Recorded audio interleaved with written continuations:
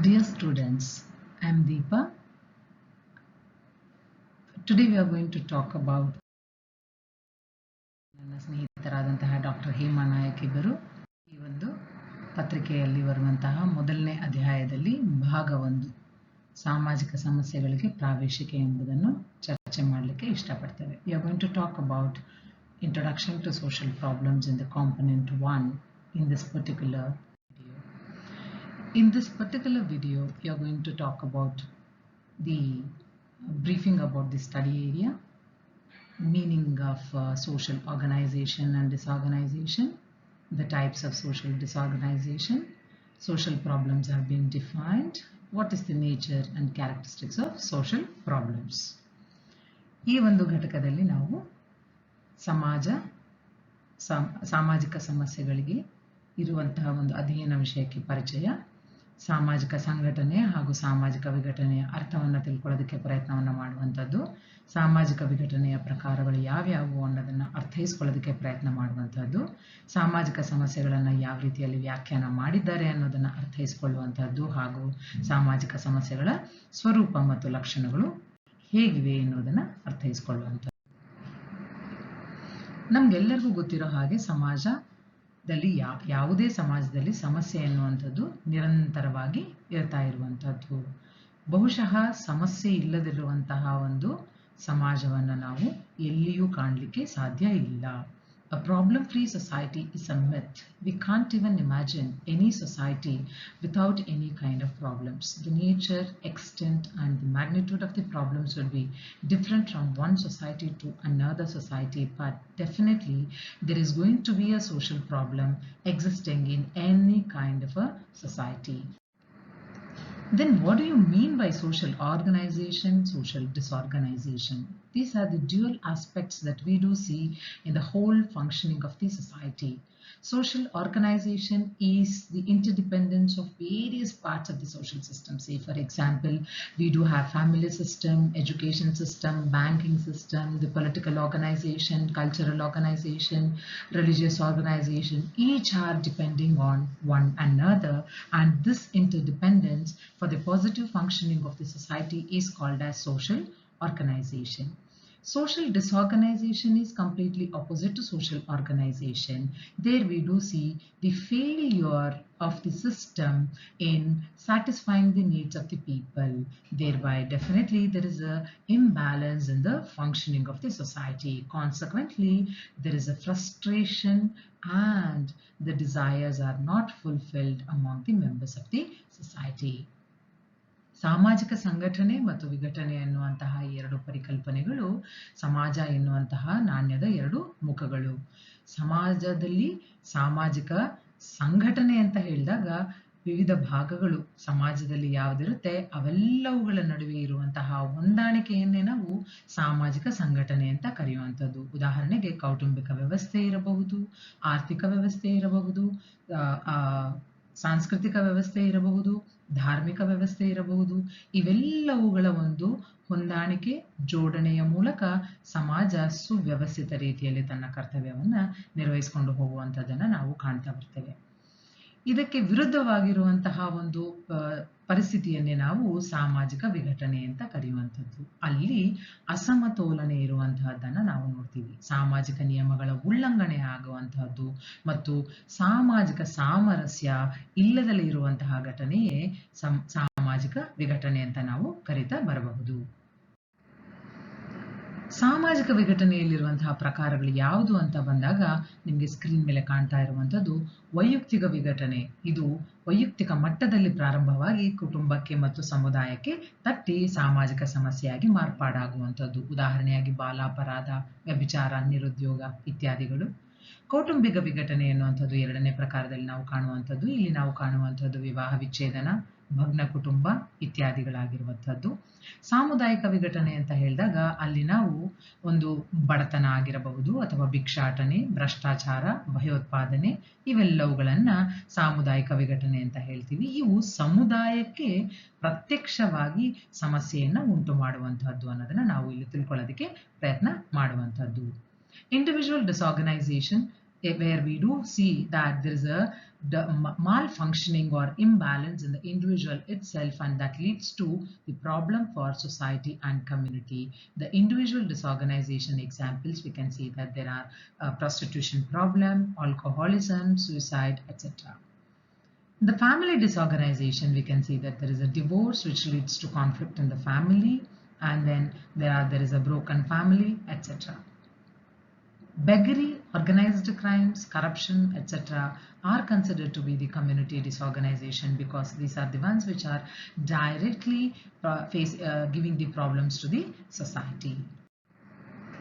How can social problems be defined? It's quite difficult to define, but still many sociologists have made an effort in defining the concept of social problem or the situation of social problem. Richard C. Fullers and Richard Myers define social problems as the behavior patterns or conditions that are considered objectionable or undesirable by many members of the society. Here, there are some behavior patterns which are considered to be objectionable by the society. They are undesirable to the members of the society. They all are considered to be the social problems according to R.C. Fullers and Richard Myers. Joseph Julian defines the social problems as the conditions in which society that are widely regarded as needing improvement or remedy. Here, Joseph Julian is talking about the conditions which can be rectified, can be considered as a social problems. R.K. ಮರ್ಟನ್ ಮತ್ತು Robert ನಿಸ್ಬೆಟ್ ಅವರ ಪ್ರಕಾರ ಸಮಾಜದ ಮನ್ನಣೆಗೆ ಒಳಪಟ್ಟ ಪ್ರಮಾಣಕಗಳನ್ನು ಸಮಾಜದ ಬಹುಪಾಲು ಜನರು ಉಲ್ಲಂಘಿಸುವುದನ್ನೇ ಸಾಮಾಜಿಕ ಸಮಸ್ಯೆ ಅಂತ ಅವರು ವ್ಯಾಖ್ಯಾನವನ್ನ ಮಾಡಿರುವಂತಹದ್ದು. ಅನೇಕ ಪ್ರಮಾಣಕಗಳನ್ನು, ನೀತಿ ನಿಯಮಗಳನ್ನು ಸಮಾಜ ಒಪ್ಪಿಕೊಂಡಿರುವಂತಹದ್ದು, ಅದು ಮನ್ನಣೆಗೆ ಒಳಪಟ್ಟಿರುವಂತಹದ್ದು. ಅಂತಹ ನೀತಿ ನಿಯಮ ಪ್ರಮಾಣಕಗಳನ್ನು ಸಮಾಜದಲ್ಲಿರುವಂತಹ ಬಹುಪಾಲು ಜನರು ಉಲ್ಲಂಘಿಸಿದಾಗ ಅದನ್ನ ಸಾಮಾಜಿಕ ಸಮಸ್ಯೆ ಅಂತ ಕರಿಬಹುದು ಅಂತ ಹೇಳಿ ಆರ್.ಕೆ. ಮರ್ಟನ್ ಮತ್ತು ರಾಬರ್ಟ್ ನಿಸ್ಬೆಟ್ ಅವರು ವ್ಯಾಖ್ಯಾನವನ್ನ ಮಾಡಿದ್ದಾರೆ. ಜಿ.ಆರ್. ಮದನ್ ರವರ ಪ್ರಕಾರ ಸಮಾಜದ ಬಹುಪಾಲು ಜನರು ಅನುಚಿತವೆಂದು ತೀರ್ಮಾನಿಸುವ ವ್ಯವಸ್ಥೆಯನ್ನೇ ಸಾಮಾಜಿಕ ಸಮಸ್ಯೆ ಎಂದು ಕರೆದಿರುವಂತಹದ್ದು. ನಮ್ಗೆ ಈಗಾಗಲೇ ಗೊತ್ತಿರೋ ಹಾಗೆ ಯಾವುದೇ ಒಂದು ಪರಿಸ್ಥಿತಿ ಇದರಿಂದ ನಮಗೆ ಅನಾನುಕೂಲವಾಗುತ್ತೆ ಅಂತ ಅರ್ಥೈಸ್ಕೊಳ್ತಾರೋ ಜನ, ಆವಾಗ ಆ ಒಂದು ಪರಿಸ್ಥಿತಿಯನ್ನ ಅವರು ಅನುಚಿತ ಅಂತ ಹೇಳ್ತಾರೆ. ಅಂತಹ ಒಂದು ಬಿಹೇವಿಯರ್ ಪ್ಯಾಟರ್ನ್ಸ್ ಅನ್ನ ಅನುಚಿತ ಅಂತ ಕರೀತಾರೆ. ಅದನ್ನ ನಾವು ಸಾಮಾಜಿಕ ಸಮಸ್ಯೆಗಳು ಅಂತ ಅರ್ಥೈಸ್ಕೊಳ್ಬಹುದು. ಸಾಮಾಜಿಕ ಸಮಸ್ಯೆಗಳ ಸ್ವರೂಪ ಹಾಗಾದ್ರೆ ಏನು? ಇದು ಆತಂಕಕಾರಿಯಾದಂತಹ ಒಂದು ಪರಿಸ್ಥಿತಿ. ಈಗ ಉದಾಹರಣೆಯಾಗಿ ನಾವು ಈಗಿರುವಂತಹ ಒಂದು ಕೋವಿಡ್-19 ಉದಾಹರಣೆಯಾಗಿ ತೆಗೆದುಕೊಂಡ್ರೆ, ಈ ಲಾಕ್ಡೌನ್ ಪರಿಸ್ಥಿತಿಯಿಂದಾಗಿ ಎಷ್ಟು ಸಮಸ್ಯೆಗಳು ಉದ್ಭವವಾಗ್ತಾ ಇದೆ ಅನ್ನುವಂಥದ್ದನ್ನ ನಾವು ಇಲ್ಲಿ ನೋಡ್ತಾ ಬರಬಹುದು. ಮತ್ತೆ ನೆಕ್ಸ್ಟ್ ನೋಡೋದೇ ಆದ್ರೆ ಗಣನೀಯ ಸಂಖ್ಯೆಯ ಜನರು ಒಂದು ಪರಿಸ್ಥಿತಿಯನ್ನ ಸಮಸ್ಯೆ ಅಂತ ಪರಿಗಣಿಸಿದಾಗ ಅದು ಸಾಮಾಜಿಕ ಸಮಸ್ಯೆಯಾಗಿ ಪರಿಗಣನೆ ಆಗತ್ತೆ. ಸಾಮಾಜಿಕ ಸಮಸ್ಯೆಗಳನ್ನ ಯಾವಾಗ್ಲೂ ಸಹ ನಾವು ಸಾಮಾಜಿಕ ಮೌಲ್ಯಗಳ ಹಿನ್ನೆಲೆಯಲ್ಲಿ ಅರ್ಥೈಸ್ಕೊಂಡಾಗ ಅದರ ಒಂದು ಸ್ವರೂಪ ಏನು ಅನ್ನುವಂಥದ್ದು ಕ್ಲಿಯರ್ ಆಗಿ ನಮ್ಗೆ ಅರ್ಥ ಆಗ್ತಾ ಹೋಗುವಂಥದ್ದು. ಸಾಮಾಜಿಕ ಸಮಸ್ಯೆಗಳು ಅನೇಕ ಸಂದರ್ಭಗಳಲ್ಲಿ ಬದಲಾವಣೆ ಆಗ್ತಾ ಇರುವಂತಹವು. ಉದಾಹರಣೆಯಾಗಿ ಸಾಮಾಜಿಕ ಸಮಸ್ಯೆ ಅನ್ನುವಂಥದ್ದು ಜಾತಿ ವ್ಯವಸ್ಥೆಯನ್ನ ನಾವು ಉದಾಹರಣೆಯಾಗಿ ತೆಗೆದುಕೊಂಡ್ರೆ, ಶತಶತಮಾನಗಳ ಹಿಂದೆ ಇದ್ದಂತಹ ಪರಿಸ್ಥಿತಿಗೂ, ಸ್ವತಂತ್ರ ಪೂರ್ವ ಕಾಲದಲ್ಲಿ ಇದ್ದಂತಹ ಪರಿಸ್ಥಿತಿಗೂ, ಸ್ವತಂತ್ರ ನಂತರದ ಕಾಲದಲ್ಲಿ ಇದ್ದಂತಹ ಪರಿಸ್ಥಿತಿಗೂ, ಈಗ ಇರುವಂತಹ ಪರಿಸ್ಥಿತಿಗೂ ಅನೇಕ ರೀತಿಯ ವ್ಯತ್ಯಾಸಗಳನ್ನ ನಾವು ಕಾಣುತ್ತಾ ಹೋಗುವಂಥದ್ದು. ಸಾಮಾಜಿಕ ವಿಘಟನೆಯ ಸಂಕೇತ ಸ್ವರೂಪದ್ದು ಈ ಸಾಮಾಜಿಕ ಸಮಸ್ಯೆಗಳು. ಖಂಡಿತವಾಗಿಯೂ ಸಾಮಾಜಿಕ ಸಮಸ್ಯೆಗಳು ಅಂತ ಹೇಳಿದ್ರೆ ಅಲ್ಲಿ ವಿಘಟನೆ ಉಂಟಾಗಿದೆ ಅನ್ನುವಂಥದ್ದು ನಮಗೆ ಸಂಕೇತ ಸ್ವರೂಪದಲ್ಲಿ ಅರ್ಥ ಆಗ್ತಾ ಹೋಗುವಂಥದ್ದು. ಯಾವುದೇ ಸಾಮಾಜಿಕ ಸಮಸ್ಯೆಗಳು ಖಂಡಿತವಾಗಿಯೂ ಪರಸ್ಪರ ಸಂಬಂಧಿತವಾಗಿರುತ್ತವೆ.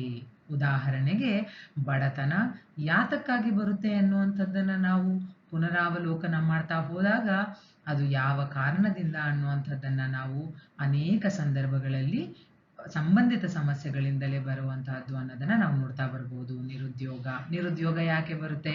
ಪಾಪ್ಯುಲೇಷನ್ ಎಕ್ಸ್ಪ್ಲೋಷನ್, ಜನಸಂಖ್ಯಾ ಸ್ಫೋಟ ಇರೋದ್ರಿಂದ. ಹೀಗೆ ಪರಸ್ಪರ ಸಂಬಂಧಿತವಾಗಿ ಇರುತ್ತೆ. The nature of social problems can be understood in the different situation. It is the fearful situation that is existing in the society. If you take the example of COVID-19, we can see that every person is holding his breath in the fist of their fist. This itself shows that we are leading our life in a fearful situation. Next, any social problems have to be understood from social value background. When we try to understand any problem from a social value background, definitely what is the nature of social problem that we will be able to make out.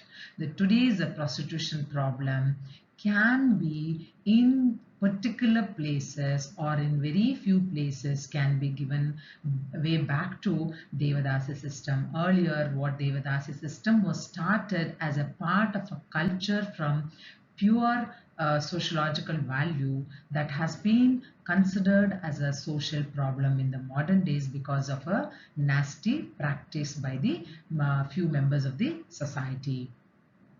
Social problems are dynamic in their nature. They keep changing.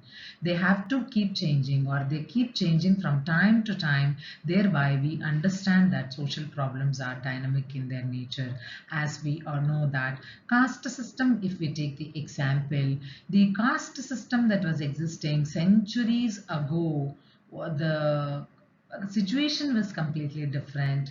Caste system situation in the pre-independence period, post-independence period, and in the modern day, it is completely different. That means it shows that it is dynamic in its nature. And definitely from the definitions we have got to know that significant number of people have to consider any situation as undesirable or objectionable. That itself is another nature. And then definitely social problems are the symptoms of social disorganization, because each and every social problem starting from individual level, it is going to affect the family, thereby it is going to lead to societal problem. And then at last we can try to understand that social problems are interconnected. They are interconnected with one another. So, say for example, population explosion leads to unemployment, unemployment leads to poverty, and poverty leads to various kinds of organized crimes, etc., etc. Next, we'll try to understand the characteristics of social problems. We all know very well that they are universal. They exist in each and every society, say whether it is a rural area, urban area, or it is a developed area, it is an underdeveloped area. There is no difference. Everywhere we do find social problems. Social problems are not uniform. They are diverse in their nature. Each and every society is facing a common problem in a different way, or different societies are facing in a different problems.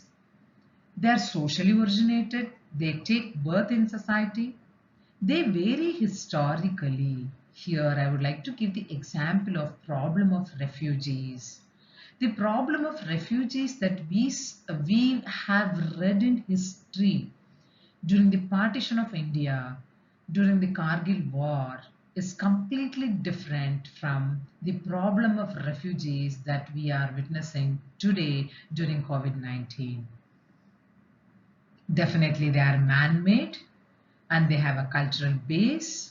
They affect the majority sections of the society. The magnitude may be different, but then definitely social problems are affecting the modern society to all the people. At last, we can try to understand that social problems definitely change with the interpretation from time to time. Here, I would like to give an example of mental illness. Mental illness in the olden days was considered to be insanity. As and when the psychologists and sociologists started studying and observing more and more about mental illness, they got to know that it is not insanity, but it is a deviant behavior. When they understood that deviant behavior can be rectified with the psychiatric treatment, then they started considering mental insanity, mental illness should not be considered as insanity, but it has to be called as a deviant behavior. Similarly, I would like to give one more example of poverty. Poverty was considered as a divine insanity, a divine problem. God is giving us problem because we have done some sin in the olden days. But then when Karl Marx presented his class struggle theory, then we got to know, then people started understanding that there is a unequal distribution of wealth, and that itself is leading to poverty. So people there, they got to know that there is a economic dimension behind poverty. ಸಾಮಾಜಿಕ ಸಮಸ್ಯೆಗಳ ಲಕ್ಷಣಗಳನ್ನು ನಾವು ಅರ್ಥೈಸ್ಕೊಳ್ಬೇಕಾದ್ರೆ ನಮಗೆ ಅರ್ಥ ಆಗುವಂಥದ್ದು ಇದು ಸಾರ್ವತ್ರಿಕವಾದದು. ಯಾವುದೇ ರೀತಿಯ ಒಂದು ಪ್ರಪಂಚದಲ್ಲಿ, ಯಾವುದೇ ರೀತಿಯ ಒಂದು ಸಮಾಜದಲ್ಲಿ ನಾವು ಸಮಸ್ಯೆಗಳನ್ನು ಕಾಣಬಹುದು. ಅದು ಗ್ರಾಮೀಣ ಸಮಾಜವಾಗಿರಬಹುದು, ನಗರ ಸಮಾಜವಾಗಿರಬಹುದು, ಅಭಿವೃದ್ಧಿ ಹೊಂದಿರುವ ರಾಷ್ಟ್ರವಾಗಿರಬಹುದು, ಹೊಂದುತ್ತಿರುವ ರಾಷ್ಟ್ರವಾಗಿರಬಹುದು, ಹಿಂದುಳಿದ ರಾಷ್ಟ್ರವಾಗಿರಬಹುದು, ಯಾವುದೇ ರಾಷ್ಟ್ರವಾಗಿರಬಹುದು. ಯಾವುದೇ ಸಾಮಾಜಿಕ ಸಮಸ್ಯೆಗಳು ಏಕರೂಪದಲ್ಲಿ ಇರುವುದಿಲ್ಲ. ನನಗಿರುವಂತಹ ಸಮಸ್ಯೆ ಬೇರೆ ಆದರೆ ನನ್ನ ಪಕ್ಕದಲ್ಲಿರುವಂತಹ ವ್ಯಕ್ತಿಯ ಸಮಸ್ಯೆ ವಿಭಿನ್ನವಾಗಿರಬಹುದು. ಒಂದೇ ಸಮಸ್ಯೆಯನ್ನ ಬೇರೆ ಬೇರೆ ರೀತಿಯಲ್ಲಿ ನಾವು ಕಾಣಬಹುದು. ಖಂಡಿತವಾಗಿಯೂ ಸಾಮಾಜಿಕ ಸಮಸ್ಯೆಗಳು ಸಾಮಾಜಿಕ ಮೂಲಗಳನ್ನು ಹೊಂದಿರುವಂತಹದ್ದನ್ನು ನಾವು ಇಲ್ಲಿ ನೋಡ್ತಾ ಬರ್ತೇವೆ. ಚಾರಿತ್ರಿಕ ವ್ಯತ್ಯಾಸ ಇರುವಂತಹದ್ದನ್ನು ನಾವು ಈ ಸಾಮಾಜಿಕ ಸಮಸ್ಯೆಗಳಲ್ಲಿ ಕಾಣ್ತಾ ಬರುವಂತಹದ್ದು. ಉದಾಹರಣೆಗೆ ನಿರಾಶ್ರಿತರ ಸಮಸ್ಯೆಯನ್ನ ತೆಗೆದುಕೊಂಡ್ರೆ, ನಿರಾಶ್ರಿತರ ಸಮಸ್ಯೆ ಭಾರತ ಮತ್ತು ಪಾಕಿಸ್ತಾನ ವಿಭಜಿತವಾದಂತಹ ಸಂದರ್ಭದಲ್ಲಿ ಇದ್ದಂತಹ ಸಮಸ್ಯೆಗೂ, ಕಾರ್ಗಿಲ್ ಯುದ್ಧದ ಸಂದರ್ಭಕ್ಕೂ, ಈಗಿರುವಂತಹ ಕೋವಿಡ್-19 ಈ ಒಂದು ಸಂದರ್ಭದಲ್ಲಿ ಇರುವಂತಹ ನಿರಾಶ್ರಿತ ಸಮಸ್ಯೆಗೂ ಬಹಳಷ್ಟು ವ್ಯತ್ಯಾಸಗಳು ಕಂಡು ಬರುತ್ತೆ. ಸಮಸ್ಯೆ ಒಂದೇ, ಆದರೆ ಅದರ ಒಂದು ಚಾರಿತ್ರಿಕ ಹಿನ್ನೆಲೆ ಬೇರೆ ಇದೆ. ಅದರ ಒಂದು ಮ್ಯಾಗ್ನಿಟ್ಯೂಡ್ ಡಿಫ್ರೆಂಟ್ ಆಗಿರುವಂತಹದ್ದನ್ನು ನಾವು ನೋಡ್ತಾ ಬರ್ತೇವೆ. ಇದು ಸಾಮಾಜಿಕ ಸಮಸ್ಯೆಗಳು ಅನ್ನುವಂಥದ್ದು ಯಾವಾಗಲೂ ಸಹ ಸಾಂಸ್ಕೃತಿಕ ಮೂಲಗಳನ್ನ ಹೊಂದಿರುವಂತಹದ್ದನ್ನ ನಾವು ನೋಡ್ತಾ ಬರ್ತೇವೆ. ಅನೇಕ ಸಂದರ್ಭಗಳಲ್ಲಿ ಇದು ಸಾಂಸ್ಕೃತಿಕ ಮೂಲವನ್ನ ಹೊಂದಿರುವಂತಹದ್ದು. ಉದಾಹರಣೆಯಾಗಿ ದೇವದಾಸಿ ಸಿಸ್ಟಮ್ ಅನ್ನ ತೆಗೆದುಕೊಂಡ್ರೆ ನಾವು ಇಲ್ಲಿ ಈ ಒಂದು ಲಕ್ಷಣವನ್ನ ಅರ್ಥೈಸ್ಕೊಳ್ಳೋದಕ್ಕೆ ಪ್ರಯತ್ನವನ್ನ ಮಾಡಬಹುದು. ಸಾಮಾಜಿಕ ಸಮಸ್ಯೆಗಳು ವೈಯಕ್ತಿಕವಾದುವಲ್ಲ. ಖಂಡಿತವಾಗ್ಲೂ ವೈಯಕ್ತಿಕ ಮಟ್ಟದಲ್ಲಿ ಪ್ರಾರಂಭವಾಗಿ ಇವು ಕೌಟುಂಬಿಕ ಮಟ್ಟಕ್ಕೆ ಹೋಗಿ ನಂತರದಲ್ಲಿ ಸಮಾಜಕ್ಕೆ ತನ್ನ ಒಂದು ಪರಿಣಾಮವನ್ನ ಬೀರುವಂತಹದ್ದನ್ನ ನಾವು ಕಾಣ್ತಾ ಬರುವಂತಹದ್ದು. ಸಾಮಾಜಿಕ ಸಮಸ್ಯೆಗಳು ಮಾನವ ನಿರ್ಮಿತವಾದವು. ಈ ಸಮಸ್ಯೆಗಳನ್ನ ನಾವೇ ನಿರ್ಮಾಣ ಮಾಡಿಕೊಳ್ಳುವಂಥದ್ದು, ನಾವೇ ಸಮಾಜಕ್ಕೆ ಬೇರೆ ಬೇರೆ ರೀತಿಯ ಸಮಸ್ಯೆಗಳನ್ನ ತಂದೊಡ್ಡುವಂತಹದ್ದನ್ನ ನಾವು ನೋಡ್ತಾ ಇರುವಂತಹದ್ದು. ಸಮಾಜದ ಎಲ್ಲ ಸ್ತರಗಳ ಮೇಲೆ ಈ ಸಾಮಾಜಿಕ ಸಮಸ್ಯೆಗಳು ತನ್ನ ಪರಿಣಾಮವನ್ನ ಬೀರ್ತಾ ಇರುವಂತಹದ್ದನ್ನ ನಾವು ಕಾಣ್ತಾ ಹೋಗುವಂಥದ್ದು.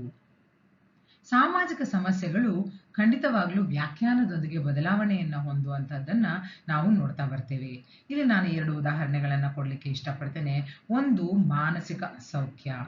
ಮಾನಸಿಕ ಅಸೌಖ್ಯ ಅಂತ ಹೇಳಿದಾಗ ಇದನ್ನ ಹಿಂದಿನ ಕಾಲದಲ್ಲಿ ಹುಚ್ಚು ಅಂತ ಅರ್ಥೈಸ್ಕೊಳ್ತಾ ಇದ್ರು. ಯಾವಾಗ ಸೈಕಾಲಜಿ, ಮನಃಶಾಸ್ತ್ರಜ್ಞರು ಮತ್ತು ಸಮಾಜಶಾಸ್ತ್ರಜ್ಞರು ಹೆಚ್ಚು ಹೆಚ್ಚು ಅಧ್ಯಯನಗಳನ್ನ ಮಾಡ್ತಾ ಹೋದ್ರೋ ಆಗ ನಮಗೆ ಅರಿವಾದಂತಹದ್ದು ಮಾನಸಿಕ ಅಸೌಖ್ಯ ಅನ್ನುವಂಥದ್ದು ಹುಚ್ಚಲ್ಲ, ಇದು ಅಪವರ್ತನಾ ನಡವಳಿಕೆ. ಈ ಅಪವರ್ತನಾ ನಡವಳಿಕೆಯನ್ನ ಚಿಕಿತ್ಸೆಯ ಮೂಲಕ ಖಂಡಿತವಾಗ್ಲೂ ನಾವು ಸರಿಪಡಿಸಬಹುದು ಅನ್ನುವಂತಹ ಒಂದು ಡೈಮೆನ್ಷನ್ ಅನ್ನ ಆವಾಗ ನಾವು ಅರ್ಥ ಮಾಡ್ಕೊಂಡಂತಹದ್ದು. ಎರಡನೇ ಉದಾಹರಣೆಯನ್ನ ನಾವು ನೋಡೋದೇ ಆದ್ರೆ ಬಡತನವನ್ನ ನಾವು ಉದಾಹರಣೆಯಾಗಿ ತೆಗೆದುಕೊಳ್ಳಬಹುದು. ಬಡತನ ಅನ್ನೋದನ್ನ ಶತಮಾನಗಳ ಹಿಂದೆ ನಾವು ಇದು ಒಂದು ದೈವಿಕ ಶಾಪ ಅಂತಾನೆ ಅರ್ಥ ಮಾಡ್ಕೊಳ್ತಾ ಇದ್ದಂಥದ್ದು. ಯಾವಾಗ ಕಾರ್ಲ್ ಮಾರ್ಕ್ಸ್ ರವರು ತಮ್ಮ ಒಂದು ವರ್ಗ ಸಂಘರ್ಷದ ಒಂದು ಸಿದ್ಧಾಂತವನ್ನ ಮಂಡನೆ ಮಾಡ್ತಾರೋ ಆಗ ಎಲ್ಲರಿಗೂ ಅರ್ಥವಾದಂತಹದ್ದು ಈ ವರ್ಗ ಸಂಘರ್ಷ ಸಿದ್ಧಾಂತದ ಮೂಲಕ ಅವರಿಗೆ ತಿಳಿದು ಬಂದಂತಹದ್ದು ಸಂಪತ್ತಿನ ಅಸಮಾನ ಹಂಚಿಕೆಯಿಂದಲೇ ಬಡತನ ಉಂಟಾಗುತ್ತದೆ ಎನ್ನುವಂಥದ್ದು. ಹಾಗಾಗಿ ಬಡತನ ಅನ್ನುವಂತಹದ್ದರ ಹಿಂದಿನ ಒಂದು ಧಾರ್ಮಿಕ ಹಿನ್ನೆಲೆಯಿಂದ ಹಿಡಿದು ಆರ್ಥಿಕ ಹಿನ್ನೆಲೆಯನ್ನ ಅರ್ಥೈಸ್ಕೊಂಡು ಅದು ತನ್ನ ಒಂದು ವ್ಯಾಖ್ಯಾನದ ಬದಲಾವಣೆಯನ್ನ ಕಂಡುಕೊಂಡಂತಹದ್ದನ್ನ ನಾವು ನೋಡ್ತಾ ಹೋಗುವಂಥದ್ದು. ಸೊ ಇಲ್ಲಿ ನಾವು ಇಷ್ಟೆಲ್ಲ ಪುಸ್ತಕಗಳನ್ನು ನೀವು ರೆಫರ್ ಮಾಡಿದ್ರೆ ಬೇರೆ ಬೇರೆ ವಿಚಾರಗಳನ್ನು ಇನ್ನೂ ಹೆಚ್ಚಿನ ಒಂದು ಅಡಿಷನಲ್ ಇನ್ಫಾರ್ಮೇಷನ್ ಅನ್ನು ತಿಳ್ಕೊಳ್ಬಹುದು. We thank you for listening our video.